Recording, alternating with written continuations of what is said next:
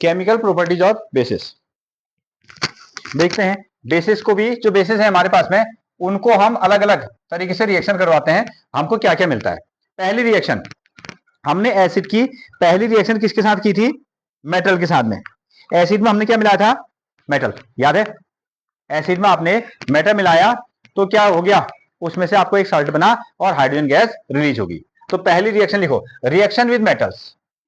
पहला reaction with metals, सीधा सा।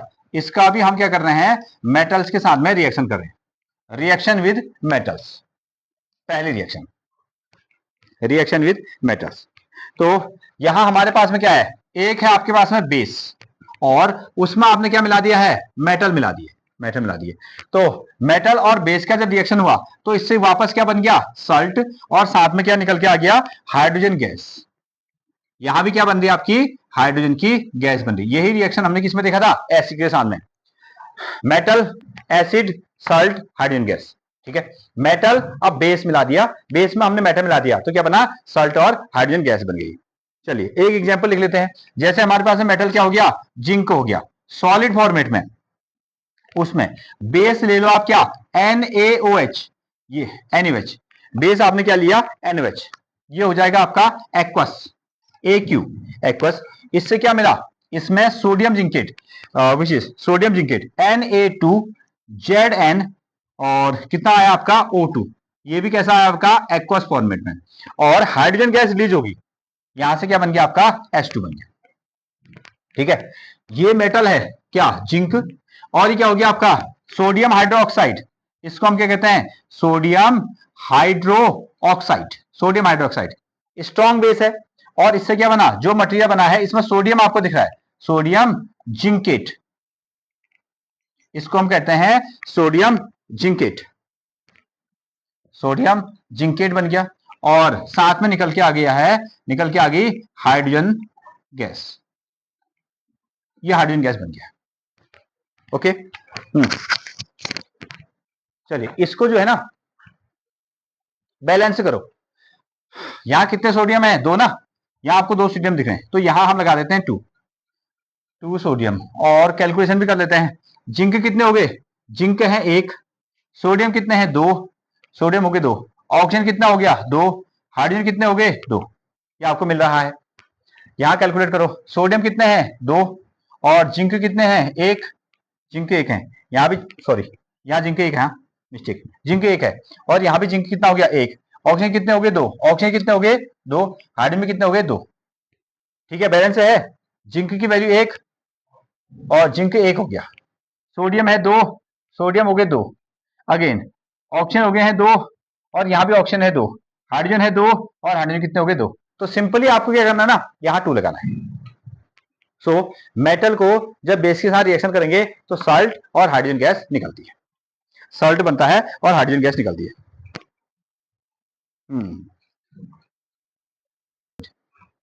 Reaction number 2, reaction with, number दूसरी रिएक्शन लिखें, reaction with non metallic oxide. Non metallic oxide एक नॉन मेटल होगा, और उस नॉन मेटल होगा, उसके साथ में क्या जुड़ी होगी? ऑक्सीजन जुड़ी होगी, तो उसको हम क्या कहेंगे? नॉन मेटेलिक ऑक्साइड कहेंगे। इस नॉन मेटेलिक ऑक्साइड को, चलो मैं फिर से लिखता हूं, यहां आपने लिया नॉन मेटेलिक ऑक्साइड लिया, और इस नॉन मेटेलिक ऑक्साइड को कहां मिला रहे हो? इस नॉन मेटेलिक ऑक्साइड को बेस में मिला रहे हैं, क्योंकि हम रिएक्शन किसकी पढ़ रहे हैं? बेस की। जब इन दोनों के बाद बीच में रिएक्शन होगा तो फिर से क्या बन जाएगा आपका? सॉल्ट, और ये क्या हो जाएगा आपका? Salt and hydrogen gas, salt and hydrogen gas, salt and hydrogen gas. सुने, ये क्या है? एक तरीके से जो नॉन मेटल है ना, वो कैसे है? मेटल की मतलब अच्छी प्रॉपर्टी, नॉन मेटल का मतलब बुरी प्रॉपर्टी। ठीक है, बेस का मतलब अच्छे गुण, नॉर्मल तरीके से समझ लो। बेस का मतलब कैसा गुण हो गया? अच्छा गुण। और एसिड का मतलब कैसा गुण हो गया? बुरा गुण। ठीक है, अच्छी प्रॉपर्टी, बुरी प्रॉपर्टी। अब ये कैसा हो गया? नॉन मेटेलिक ऑक्साइड का मतलब ये एक तरीके से एसिड है। नॉन मेटेलिक ऑक्साइड का मतलब ये एक तरीके से क्या बन गया? एसिड। ध्यान दो, एसिड। और ये क्या है? बेस। जब हम एसिड और बेस को आपस में मिला देते हैं जब एसिड और बेस को आपस में मिलाया जाता है तो क्या बनता है, सॉल्ट बनता है, सॉल्ट एंड वाटर बनता है, सॉल्ट एंड वाटर बनता है। तो ना ही ये एसिड की प्रॉपर्टी रखता है, ना ही ये बेस की प्रॉपर्टी रखता है, एक नई चीज आती है जिसको हम क्या कहते हैं, सॉल्ट कहते हैं। ये कहानी यहां भी आ रही है। तो नॉन मेटेलिक ऑक्साइड को बेस के साथ मिलाया तो सॉल्ट एंड हाइड्रोजन गैस बन गया। ठीक है, बेसिकली एसिड और बेस को मिलाएंगे तो क्या बनेगा, सॉल्ट एंड वाटर बनता है। ठीक है, चले एक एग्जांपल ले लो। अब नॉन मेटल है कौन, नॉन मेटल हो गया आपका कार्बन। नॉन मेटल क्या है, कार्बन। और कार्बन के साथ में जब ऑक्सीजन जुड़ती है तो आप उसको क्या कहते हो, आप उसको कहते हो कार्बन डाइऑक्साइड गैस। क्या बन गई हो, कार्बन डाइऑक्साइड गैस। अच्छा, इसमें हमने बेस लिया, बेस क्या ले लिया, कैल्शियम का ऑक्साइड ले लिया। क्या ले लिया, कैल्शियम का oxide, which is named as select line. इसका क्या नाम है, ये हो गया आपका सेलेक्ट लाइन। इसको आपने एक्वस फॉर्मेट में ले लिया। जब इन दोनों के बीच में रिएक्शन हुआ तो क्या बनेगा, CaCO3, CaCO3 सॉलिड फॉर्मेट में। ओह मिस्टेक होगी, यहां वाटर ही था, यहां वाटर ही था, यह आपका वाटर ही है। ठीक है, ठीक है, ठीक है, वाटर ही है ना। ठीक है, नॉन मेटेलिक ऑक्साइड और बेस एक तरीके से एसिड और बेस, सॉल्ट एंड वाटर ही बन रहा है, वाटर ही बन रहा है, H2O ये लिख दो। ठीक है, इसको तो आप जानते हो, ये हो गया आपका कार्बन डाइऑक्साइड, कार्बन डाइऑक्साइड। इसको आप जानते हो, ये इसको हम क्या कहते हैं, स्लेग्ड लाइन। इसका नाम क्या है, स्लेग्ड लाइन। या कैल्शियम हाइड्रोक्साइड, दूसरा नाम क्या हो गया इसका, calcium, calcium hydro, calcium hydroxide. Okay, ये क्या चीज है, कैल्शियम का कार्बोनेट। ठीक है, सी मतलब क्या हो गया, कैल्शियम, और CO3 को हम क्या कहते हैं, कार्बोनेट कहते हैं, कार्बोनेट कहते हैं। और इसको आप जानते हो, ये तो हो गया आपका वाटर, ये हो गया वाटर। हाँ नोट करें, ऑलरेडी बैलेंस है। ठीक है, ये हो गया आपका लिक्विड फॉर्मेट, बेस की रिएक्शन।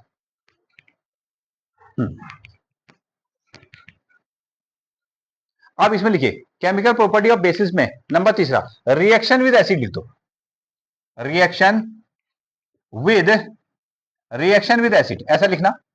और एसिड की रिएक्शन में भी ये आएगा, जब हम केमिकल प्रॉपर्टी ऑफ एसिड पढ़ेंगे उसमें लिखेंगे एसिड में हम बेस मिला दिया, ये बेस में यहां क्या मिला रहे हैं, acid.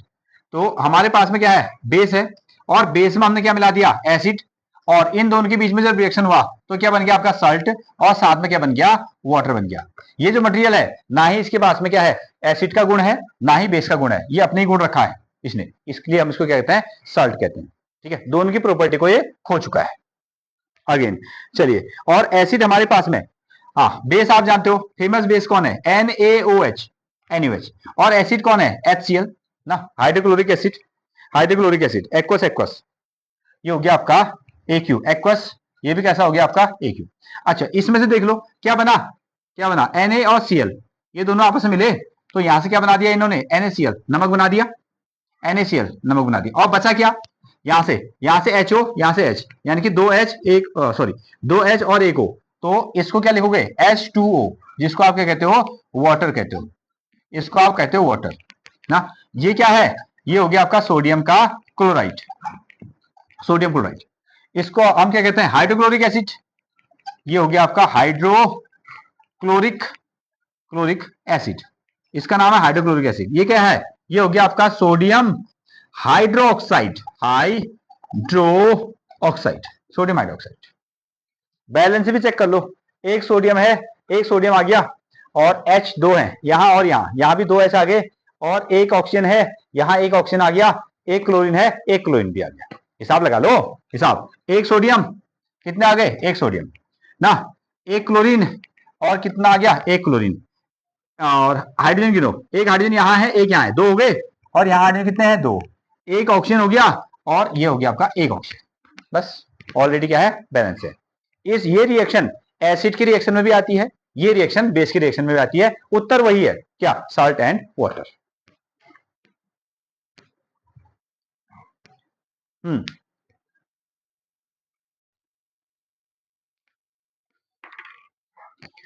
Why should curd and sour substances, sour substances kept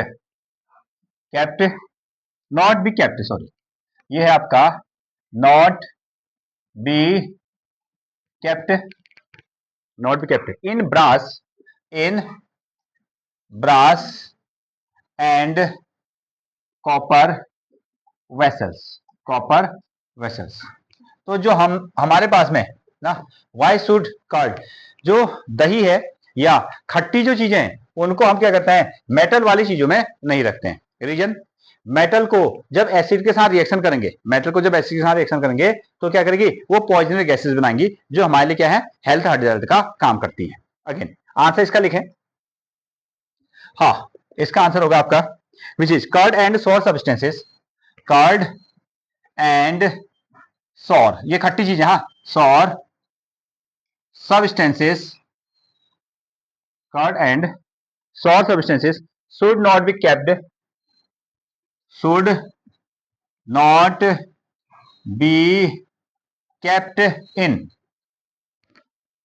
should not be kept in brass and copper vessels. इनको हम क्या करने वाले हैं, कॉपर वेसल्स में नहीं रखने वाले. Copper vessels, brass and copper vessels में नहीं रखेंगे. बिकॉज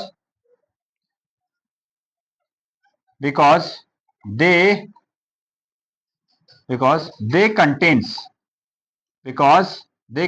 इनके पास में क्या है, because they contains organic acid. ये होंगे आपके organic acids. Because they contains organic acid, इनके पास में ऑर्गेनिक एसिड है. And these acids react with metal. ये क्या करेंगे, ये ब्रास और कॉपर के सामने क्या करेंगे, रिएक्शन कर सकते हैं. React with metal to produce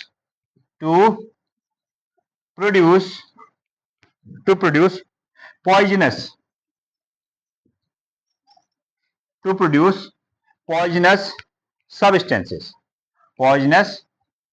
substances. Clear है. तो अब तो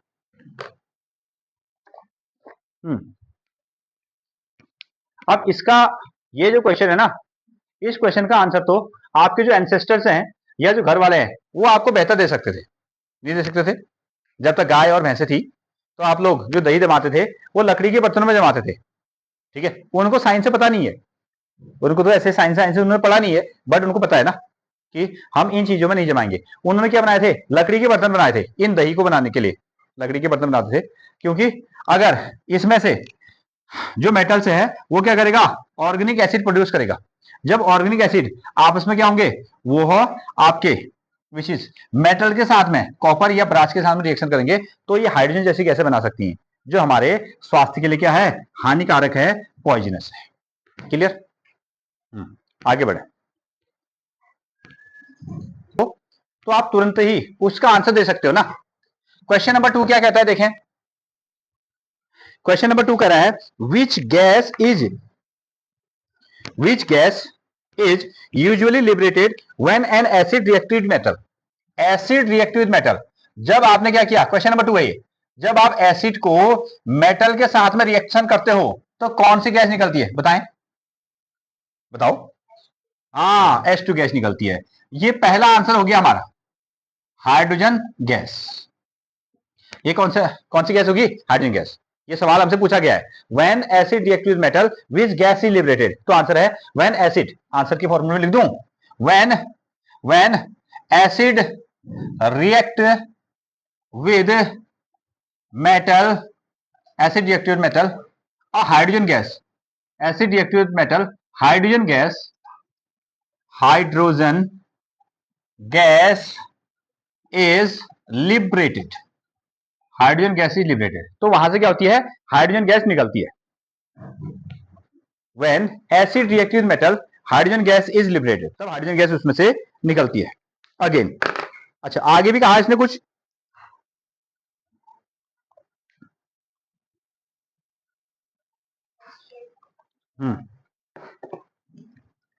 आगे कह रहा है इलस्ट्रेट विद एग्जांपल. एक एग्जांपल तो कह रहा है ना, मेटल को एसिड में डाल के हाइड्रोजन गैस निकाल के हमको दिखा दो. तो चलिए हमने एक एग्जांपल दे दिया। हमारे पास में क्या है? आयरन। आयरन कैसा हो गया? मेटल। आयरन कैसा है? मेटल हो गया, याद है? मेटल। इसमें मिला दो तुम H2SO4, इसको आपने क्या कर दिया? Sulphuric acid. इसका नाम क्या है? Sulphuric acid. सल्फ्यूरिक एसिड में आपने इसको मिला दिया, तो इससे क्या होने वाला है? इससे बनेगा FeSO4। FeSO4 आयरन का सल्फेट बन जाएगा, आयरन का सल्फेट जो कि एक्वस सॉल्वेंट बनेगा, और साथ में हाइड्रोजन गैस रिलीज होगी। ये बन गया आपकी हाइड्रोजन गैस। देख रहे हैं? आयरन, सल्फ्यूरिक एसिड, आयरन का सल्फेट हो गया और साथ में हाइड्रोजन गैस। ये एग्जांपल इसने लिखने के लिए हमसे कहा था। दूसरे एग्जांपल भी आप ले सकते हो।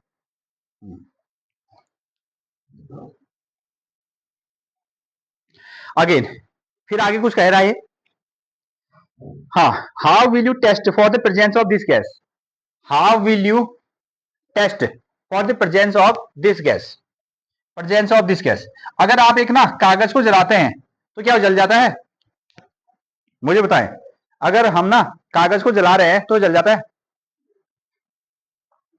जनरली जल जाता है, जल्दी से जाता है। और कागज को जलाने के बाद में क्या बन जाता है? कोयला, जिसको आप क्या कहते हो? कार्बन कहते हो। ऐसा तो कोई आवाज सुनी आपने आज तक ना? ऐसे वाली कोई आवाज नहीं सुनी आपने। लेकिन इसी कहानी ये है। अब इसमें से क्या निकल रहा है? एसिड हमारे पास में था, उसमें हमने मेटल डाल दिया, उसमें से एक मटेरियल बन गया, एक गैस बाहर निकल रही है, और उस गैस का नाम क्या है? हाइड्रोजन गैस है। हमको पता नहीं है। सिंपली अगर हम कागज को जलाते हैं तो एज इट इज जल जाता है, लेकिन इसमें से मान लीजिए ये गैस बाहर आ रही है, ये गैस क्या होगी? ऐसे बाहर आ गई, और हमने क्या किया? हमने इस पर एक जलती हुई कैंडल ले गए ना, हमने यहां क्या कर दिया?